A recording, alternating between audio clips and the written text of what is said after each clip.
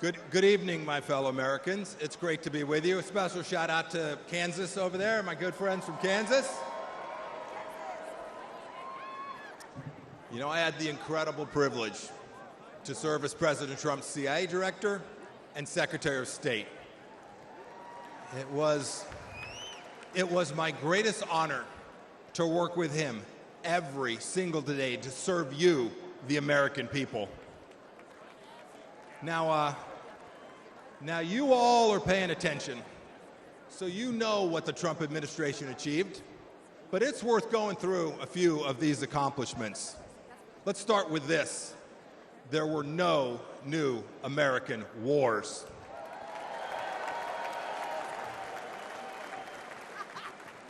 Our border, our southern border, closed.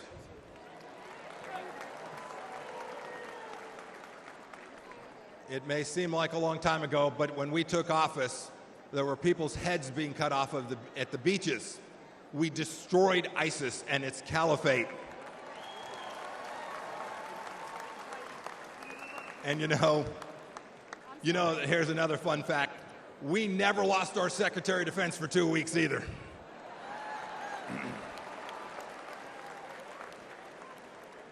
You'll remember, for those 4 years, the evil of Vladimir Putin was held at bay. When we walked out, January of 2021, the Iranian regime was afraid, and the people of Israel were strong and secure, and we treated them like the friend and ally that they need to be. Everywhere we went, religious freedom was protected. We held 3 summits in North Korea, and North Korea was quieted. We'd begun an honorable exit from Afghanistan, and not a single Chinese spy balloon flew across the United States of America. 4 years. Had I been the Secretary of State and a Chinese spy balloon flew across our country, I would have been the former Secretary of State, and rightfully so. You know, under President Trump, the Chinese Communist Party, which to this day presents the greatest threat to our nation from outside of our country, we confronted it like never before. Look, ladies and gentlemen, in short, we put America first every single day.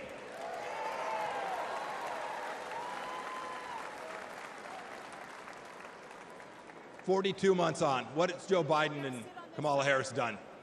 And their leftist handlers, what have they delivered to us for security and prosperity? Almost nothing. Let's start with this. You saw some of them last night. 13 new Gold Star families from Afghanistan. As an Army veteran, I want to speak to everybody who served in Afghanistan. I'm disgusted by the Biden administration's incompetent pullout from that country.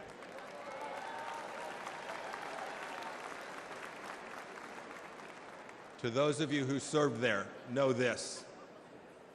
Know that your service was honorable, that you saved American lives, and that the Pompeos love and admire you for what you did for America. Thank you, and God bless each and every one of you.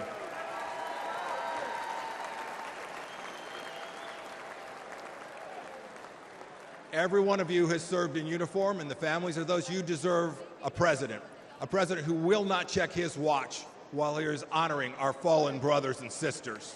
It was indecent. And of course, it was that very weakness we saw in Afghanistan that prompted Putin's butchery in Ukraine. Last week, we saw what it meant. A children's hospital bombed, innocents killed. It did not have to be. And now, of course, a second war in Gaza. President Biden won't even talk about the fact that Americans are still being held there by the Iranian regime. Contrast that with what we did when Americans were wrongfully held. President Trump sent me to North Korea to bring home 3 American pastors.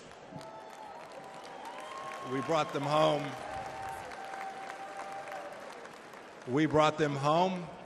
along with dozens of others. dozens of other hostages, and we did so without paying one single penny to the terrorists.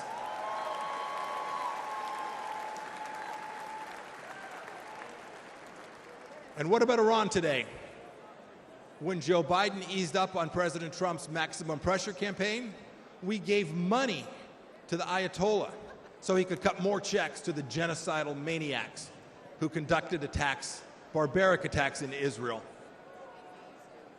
And now, of course, closer to home, a massive national security challenge. Our southern border is a welcome mat.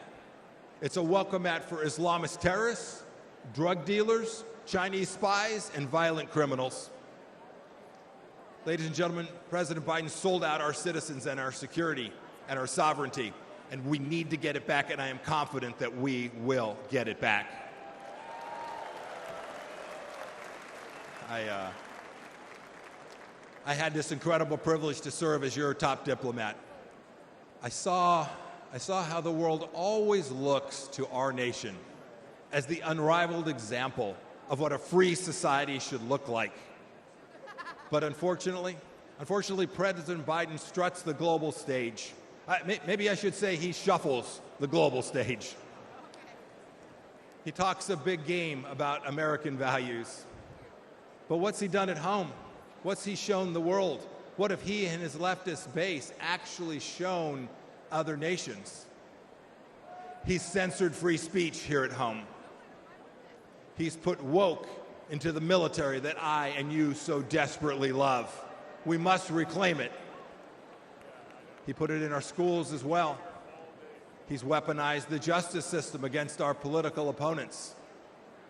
And even to this day, as we sit here today, he and Vice President Harris are providing appeasement to the pro-Hamas radicals on our streets here inside the United States. And even worse, today, this administration treats illegals better than our own citizens. That is indecent. And the entire administration has failed to tell us the truth that we all know and is so dangerous to our nation, the truth that Joe Biden can't handle that 3 a.m. phone call. Indeed, he won't take a phone call after about 4 p.m. My call to you tonight is really straightforward. It's really simple. We can't trust the Biden administration, and that means we have work to do to uphold American values. It is up to those of us in the room tonight and those of you watching tonight. Donald Trump will every day, I saw it firsthand, he will put America first. So let's do what's right and what's important. Let's elect a president who isn't ashamed of our nation and will never apologize for our country. And when we do, we will put a strong America First leader back in the White House. We'll re-elect Donald J. Trump, and we will make America special, exceptional, and of course, great again. Thank you. God bless you. God bless our veterans and the United States of America. Thank you all.